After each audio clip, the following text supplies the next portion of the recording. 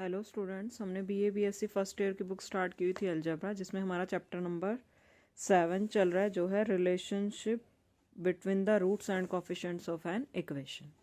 इसके हम एक एक्सरसाइज के एक बार बता देते हैं। कुछ हमने थ्योरम्स की थी और कुछ एग्जाम्पल 4 एग्जाम्पल कर चुके थे 7.2 के।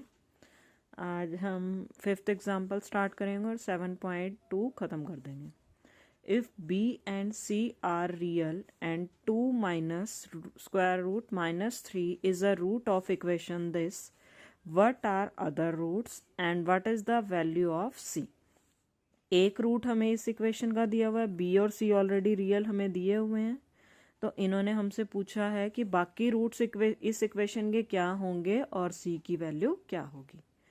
अब हमें पता है कि अगर ये इसका रूट है, इसको मैं कैसे लिख सकती हूँ, √-1 मुझे पता है किसके इक्वल होता है, आयोटा के इक्वल होता है ना, तो इसको मैं लिख सकती हूँ 2 - √3 आयोटा। इट मीन्स एक रूट इसका क्या है, ये है, कैसा रूट हो गया, ये कॉम्प्लेक्स या इमेजिनरी रूट हो गया। और हमें पता है कि imaginary roots always occur in pairs. अगर ये इसका रूट है, कंजुगेट पेयर में अक्कर करते हैं ना, तो 2 इसका कंजुगेट भी इसका रूट बनेगा। इस इक्वेशन का कंजुगेट क्या आएगा, 2 + √3 आयोटा। कि अगर ये इस इक्वेशन का रूट है तो ये भी इसी इक्वेशन का रूट बनेगा। ठीक है, एक रूट हमारे पास आ गया, दूसरा ये आ गया। तो कितने डिग्री की इक्वेशन है, 3 डिग्री की इक्वेशन है।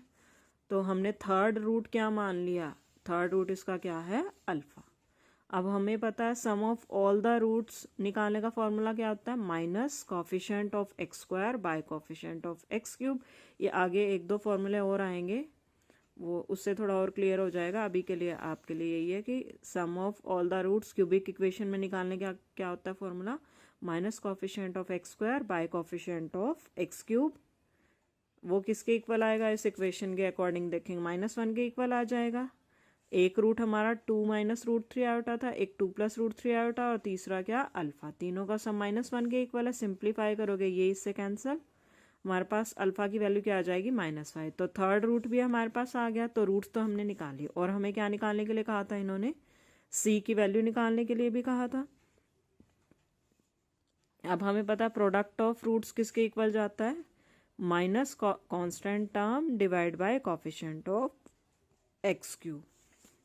आपको मैं एक बार थोड़ा सा बता देती हूँ, ये रिजल्ट्स नेक्स्ट में आएंगे। वैसे तो ax³ + bx² + cx + d = 0। अगर मेरे पास ये क्यूबिक इक्वेशन है और इसके रूट्स मैंने माने हुए हैं α1, α2, α3 और α3।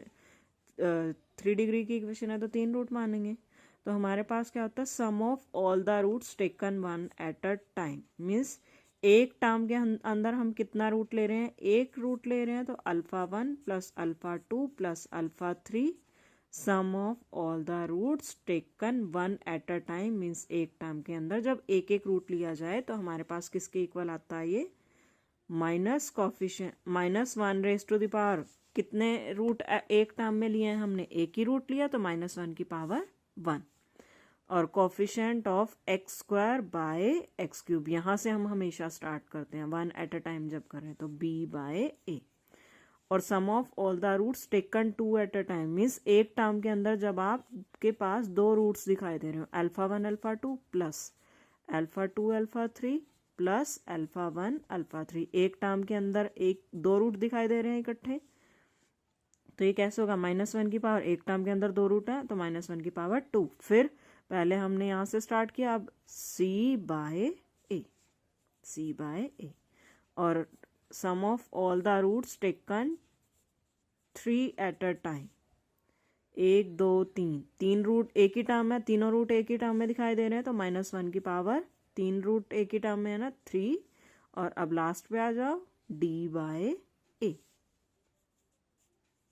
ठीक है, तो product of all the roots means α1 α2 α3 क्या आ जाएगा, minus constant term divide by x³। ये हमारी कांस्टेंट टर्म ही थी ना।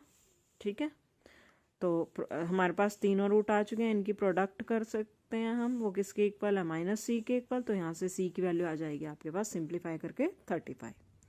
ठीक है, समझ आ गया होगा। नेक्स्ट क्वेश्चन हम देखते हैं, show that this equation has all real roots. हमें प्रूव करना है कि ये जो इक्वेशन है इसके सारे रूट्स कैसे हैं, रियल है, मीन्स इसके पास इमेजिनरी रूट्स नहीं है। हम उल्टा मान लेते हैं, हम मान लेते हैं कि इफ़ पॉसिबल, कि अगर पॉसिबल है तो हम मान लेते हैं कि इस इक्वेशन के पास इमेजिनरी रूट है अल्फा प्लस आयोटा बीटा।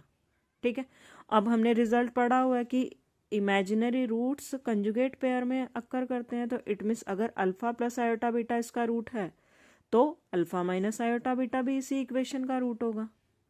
अब जो रूट्स होते हैं किसी इक्वेशन के वो उस इक्वेशन को सेटिस्फाई भी करते हैं, तो अल्फा प्लस आयोटा बीटा इसको सेटिस्फाई करेगा तो ये इक्वेशन आ जाएगी, और अल्फा माइनस आयोटा बीटा भी इसका रूट है तो इसको सेटिस्फाई करेगा तो ये इक्वेशन आ जाएगी। ठीक है, अब एक में से दो सब्ट्रैक्ट कर दी हमने, ये इक्वेशन 1 इक्वेशन 2 सब्ट्रैक्ट करके हमारे पास ये आ जाएगा, और सिंप्लीफाई करोगे जब आप एलसीएम वगैरह लेके, तो ये एक तरह से क्या बना गया हुआ है, एक्स माइनस वाई, ये एक्स प्लस वाई, तो ये क्या बन जाएगा, x square minus y square. ठीक है, एलसीएम जब आप लोगे सिंप्लीफाई करके आपका यहाँ तक आ जाएगा, 2 आयोटा बीटा हर एक टर्म में से कॉमन आएगा, उसको हमने बाहर ले लिया। अब यहाँ से क्या क्या दिखाई दे रहा है, या तो ये पूरी टर्म और ये पूरी टर्म, इन दोनों टर्म्स की प्रोडक्ट 0 के इक्वल है। इट मीन्स या तो ये पूरी टर्म 0 के इक्वल जाएगी या 2 आयोटा बीटा 0 के इक्वल जाएगा। अब ये टर्म को अगर मैं 0 के इक्वल ले लेती हूँ, अब इस टर्म में क्या दिखाई दे रहा है, इस पूरी टर्म में इसकी इस ब्रैकेट की हर एक टर्म, ये देख लो, ये देख लो, ये स्क्वायर है, ये स्क्वायर है, ये स्क्वायर है, हर एक टर्म स्क्वायर से इन्वॉल्व है। अब स्क्वायर वाली टर्म 0 के इक्वल जाने का क्या मीनिंग है कि एक भी 0 के इक्वल चला जाए, ये सब भी 0 के इक्वल चले जाएं। अब एक चीज़ देखो, अगर a 0 के इक्वल हो गया, b 0 के इक्वल हो गया, ये सारे के सारे अगर 0 के इक्वल हो गए, अगर मैं इसको 0 के इक्वल मानती हूँ तो a b h 0 के इक्वल जाएगा। जैसे ही a b h वगैरह 0 के इक्वल गए तो ये पूरी इक्वेशन क्या होगी, ख़त्म ही होगी, इसमें तो कुछ बचा ही नहीं। तो इट मीन्स कि ये वाली ब्रैकेट वाली पूरी टर्म तो हमारी 0 के इक्वल जा नहीं सकती। ठीक है, तो बचा क्या, 2 आयोटा बीटा को 0 के इक्वल जाना पड़ेगा। 2 हमारा 0 के इक्वल होता नहीं, आयोटा 0 के इक्वल जाता नहीं है, तो इट मीन्स बीटा 0 के इक्वल जाएगा। बीटा 0 के इक्वल गया तो जो हमने रूट क्या माना हुआ था, alpha plus iota beta, beta तो इसमें 0 हो गया, तो इट मीन्स हमारे पास क्या हो गया, कॉन्ट्राडिक्शन आ गई ना, हमारे रूट कैसे रियल हो गए। कॉन्ट्राडिक्शन क्यों आई है, क्योंकि हमने क्या मानना है, उल्टा मानना है कि एजम्पशन जहाँ हमने किया वह एजम्पशन ही हमारी रॉन्ग है। एजम्पशन क्या की थी हमने कि इस इक्वेशन के रूट्स कैसे हैं, इमेजिनरी। इट मीन्स इसके रूट्स इमेजिनरी नहीं है, इसके रूट्स रियल हैं। ठीक है, तो प्रूव क्या करना था, यही करना था। लास्ट क्वेश्चन देखते हैं इसी एक्सरसाइज का, if the roots of the equation x raised to the power n minus 1 is equals to 0 b 1 alpha beta gamma up to so on, show that this relation holds। कि इस equation के हमें roots दिए हुए हैं ये।